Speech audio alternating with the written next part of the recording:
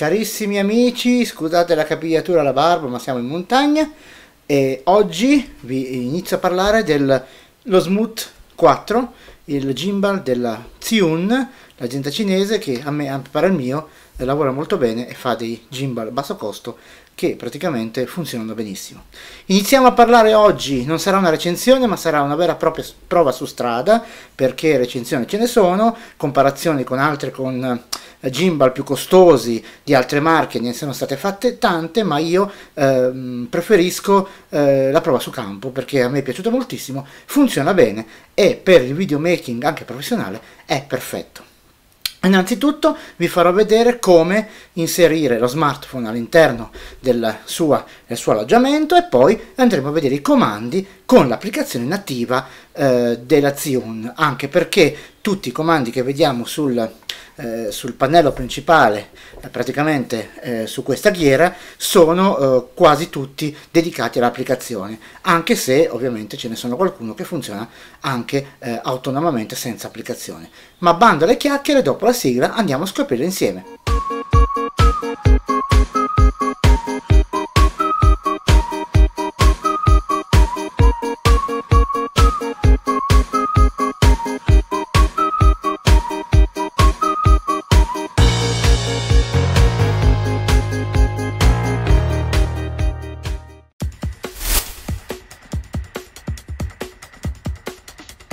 Allora, ora andiamo a vedere come posizionare lo smartphone all'interno del supporto del nostro gimbal. Intanto vedete che è bloccato, ok? Qui è bloccato il nostro gimbal. Ora cosa faccio io? Prendo il mio smartphone dalla parte ovviamente della ricarica, giro il gimbal in questa maniera, ok? E vado a allargare il supporto e lo vado a fissare in questa maniera, ok? Ora, agendo su questa vitina che c'è qua, faccio una prima calibrazione. Allora, la vitina, quindi cosa faccio? Svito, faccio una prima calibrazione del tutto, quando è un po' stabilizzato la stringo. Posso agire sul tasto di accensione, che è questo qui, agire sul tasto di accensione e il mio gimbal si avvia, vedete ok? Si è avviato, eccolo qua, bello pronto all'uso.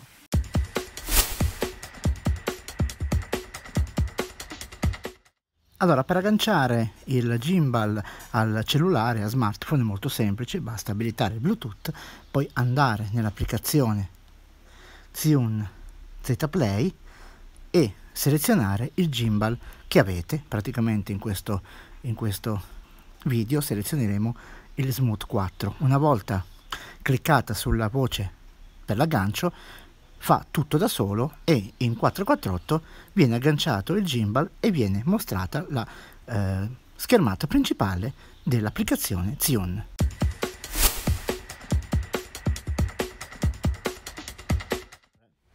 Iniziamo ad analizzare il pannello dei comandi principali, diciamo la ghiera e tutto quello che è possibile controllare tramite, diciamo, questi tasti nell'applicazione della Zhiyun. Iniziamo con questo in alto che è il tasto del menu. Infatti se clicchiamo vediamo che nell'applicazione si abilita il menu. Il menu comprende un po' di funzioni, quindi dalla modalità di scatto possiamo selezionare il flash, la modalità time, la modalità video e tante funzioni che poi andremo a analizzare in un video a parte dedicato solamente all'applicazione.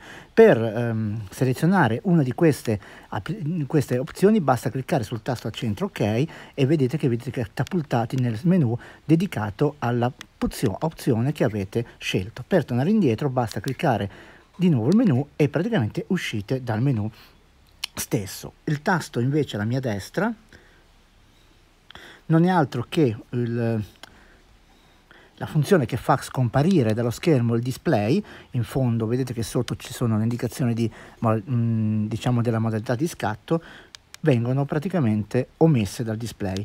Invece se clicchiamo lungo questo tasto qui, viene riportata in modalità automatica la impostazione della fotocamera. Praticamente se avete impostato manuale venite riportati allo stato manuale. Andando adesso a analizzare la ghiera, spero che si veda tutto bene. Se andiamo clicchiamo in su, praticamente possiamo scegliere la modalità video, che andiamo da una risoluzione molto bassa fino ai 4K. Il tasto qui alla sinistra, cliccando, modalità selfie. Infatti, se vedete, ciao ciao, sono qua. Cliccandolo andiamo di nuovo alla fotocamera anteriore. Mentre premiamo sulla destra abbiamo la possibilità di far uscire praticamente il nostro quadratino per l'esposizione, che viene tenuta finché non si fa un altro tap sullo schermo. Cliccando in basso andiamo nella galleria fotografica e dei video che possiamo selezionare e vedere. Per tornare indietro clicchiamo menu e torniamo nella pagina principale. In basso abbiamo questi 3 comandi. Se questo tasto qui, il primo comanda zoom e messa a fuoco. Se lo lasciamo deselezionato andiamo a girare sulla rotella, e vediamo che possiamo cambiare la messa a fuoco. Se invece clicco si illumina e abilitiamo lo zoom. Molto comodo, secondo me è una cosa fantastica questa. Abbiamo il tasto per avviare la registrazione video.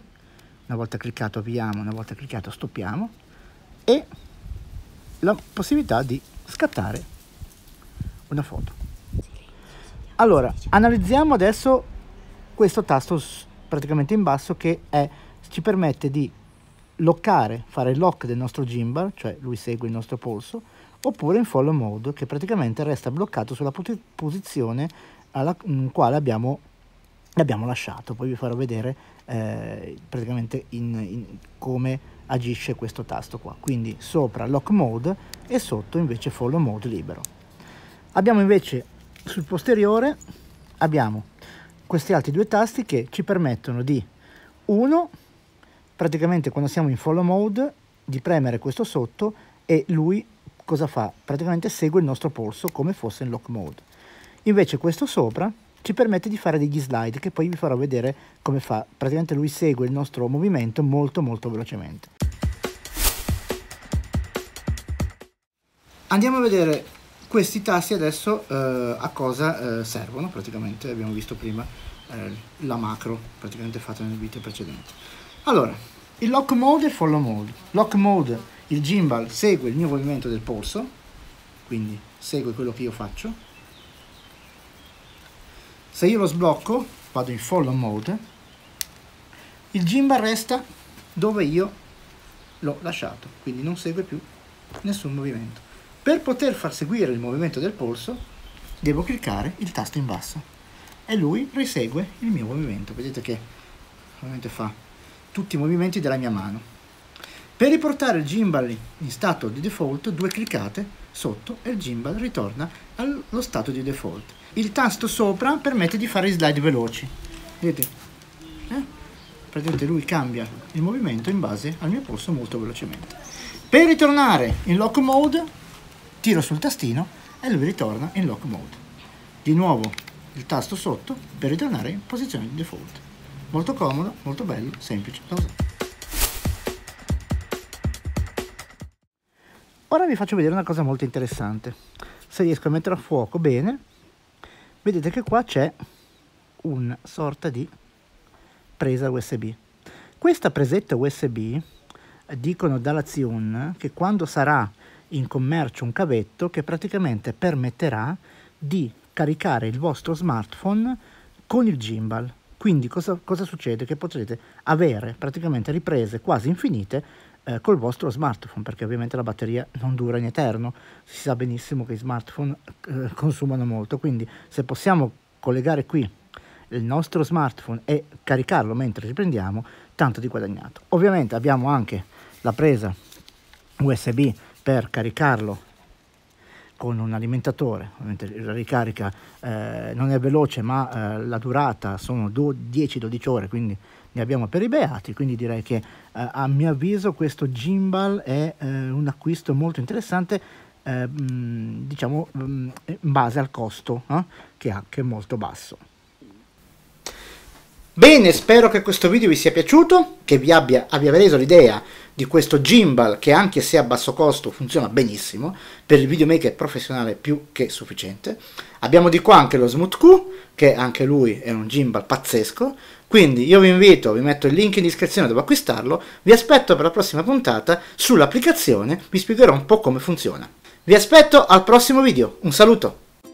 Ti ricordo di iscriverti al canale e di azionare la campanella per ricevere le notifiche. Se ti è piaciuto questo video, lascia un bel pollicione, grazie!